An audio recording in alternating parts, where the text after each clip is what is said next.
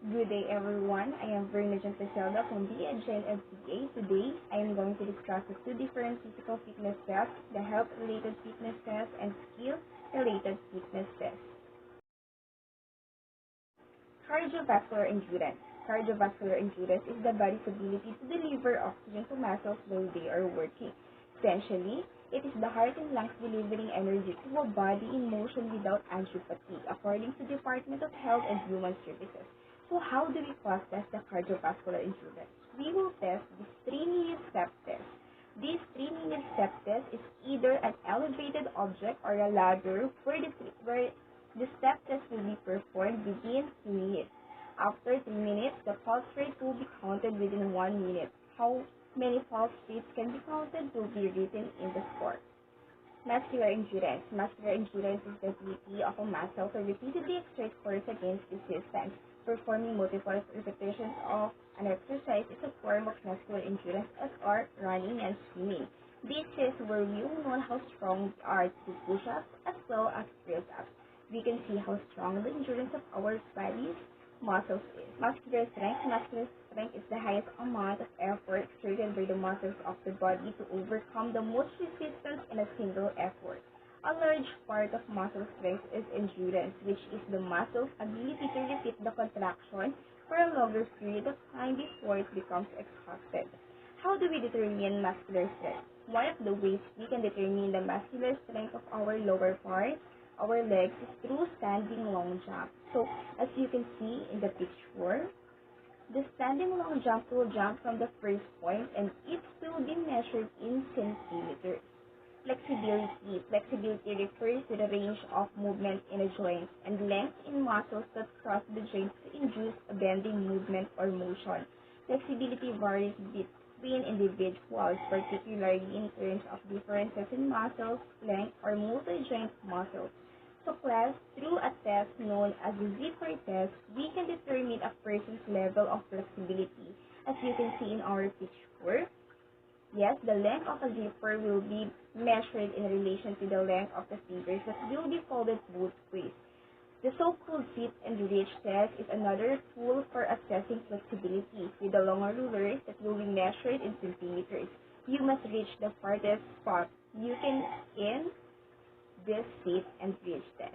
Body composition. Body composition is a special term used in physical fitness that measures the percentage of fat, muscles, water, and bone found in the human body. Measuring body composition is a specialized way to determine one's true physical fitness. How to determine body composition? Through what we call BMI test or biomass index test. This is formula. Yes, formula for computing BMI, weight in kilograms divided by height in meters squared. We have a tabulation and we can see or know if we are normal, underweight, overweight, or obese. So you may be able to determine your body mass index by measuring your weight and your height. Agility. Agility or nimbleness is an ability to change the body's position efficiently and requires the integration or isolated movement skills using a combination of balance, coordination, speed, reflexes, strength, and endurance. This is the body's ability to stay balanced even when you are moving. How can we measure it? Through what we call the hexagon agility test. The hexagon agility test is a test where you will draw a hexagon shape on the floor. You can use chalk or tape, and the person will go out and enter it, jump out and enter the hexagon and back again, and record the time when they finish there or the point of origin of it. Balance. Balance is the ability to stay upright or stay in control of body movement. From the word balance, how do you balance the body? This can be measured through what is called the stroke balance stand test that we can see in the picture. If how many minutes he can stand in that position, that is the score that will be recorded in the test. Body coordination. Body coordination is a performance-related fitness component that describes the smooth, efficient movement patterns that are part of sport skills and tasks. Your stage of learning influences how well you can perform this component movements of skill. How can we measure a person's coordination? This can be measured through hand-eye coordination skills. How is this done? Just take a tennis ball, throw it against the wall or a structure with the left hand and catch it with the right hand. The right hand will throw it again and the left hand will be alternately catch the ball again until the ball is no longer caught. How many times the test is done is the score that will be recorded. Speed. Speed is the ability to move quickly across the ground or move within strictly to grab or throw.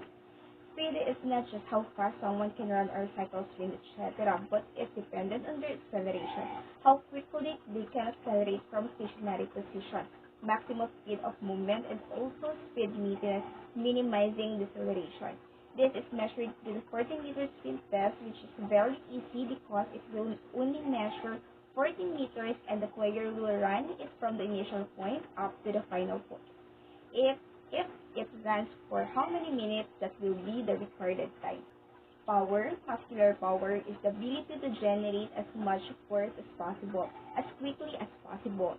When the muscles in the body are used to perform high-intensity movements in short bursts, power is used. Example of muscular power including throwing a punch, jumping over a hurdle, or swinging a bat.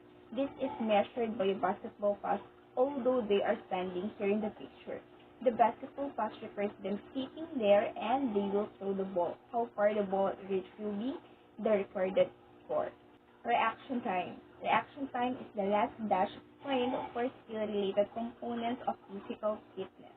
It refers to the speed of which an athlete responds to an external stimulus.